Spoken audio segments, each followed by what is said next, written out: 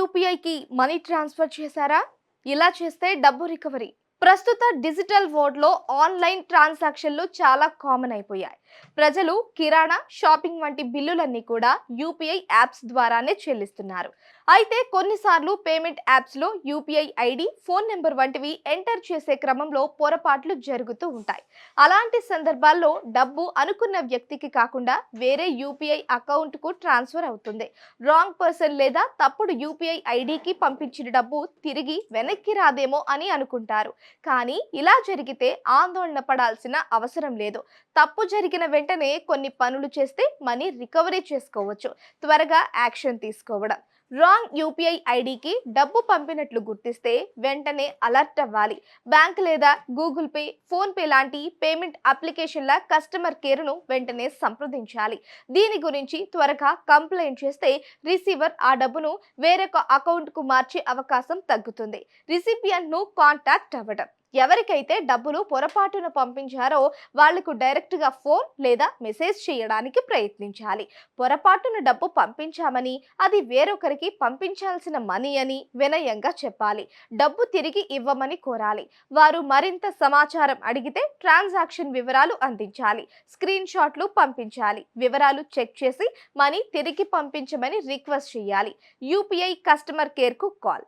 తప్పుగా డబ్బు పంపించామని UPI customer కేర్కు తెలియజేయవచ్చు.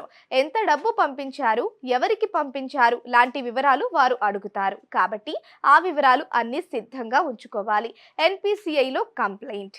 సమస్య యూపీఐ కస్టమర్ కేర్ ద్వారా త్వరగా పరిష్కారం కావడం లేదని భావిస్తే నేషనల్ పేమెంట్స్ కార్పొరేషన్ ఆఫ్ ఇండియాని సంప్రదించవచ్చు. ఎన్పిసిఐ అనేది యూపీఐ ట్రాన్సాక్షన్స్ ను మేనేజ్ చేస్తుంది. యూజర్ల సమస్యలను పరిష్కరిస్తుంది. ఎన్పిసిఐ వెబ్సైట్ ను విజిట్ చేసి కస్టమర్ కేర్ ను సంప్రదించాలి. వారు అడిగే వివరాలన్నీ ఇచ్చి వారు చెప్పే విధంగా కంప్లైంట్ ఇవ్వాలి. బ్యాంక్ లేదా UPI application customer care money రికవరీలో హెల్ప్ చేయకపోతే బ్యాంకింగ్ అంబుడ్స్మన్ ను సంప్రదించవచ్చు. అంబుడ్స్మన్ బ్యాంకింగ్ కు సంబంధించిన సమస్యలను ప్రత్యేకంగా పరిష్కరిస్తారు. Police complaint. పంపించిన అమౌంట్ చాలా ఎక్కువైతే బ్యాంక్ లేదా ఎన్పిసిఐ సమస్యను పరిష్కరించడంలో విఫలమైతే స్థానిక పోలీస్ స్టేషన్లో ఫిర్యాదు చేయవచ్చు. లావాదేవీ వివరాలు, ఇతర ఆధారాలు అన్ని పోలీసులకు ఇవ్వాలి. వారు దీనిపై దర్యాప్తు చేస్తారు. Legal actions. అప్పటికీ మనీ రికవరీ చేసుకోలేకపోతే న్యాయస్థానాన్ని ఆశ్రయించవచ్చు.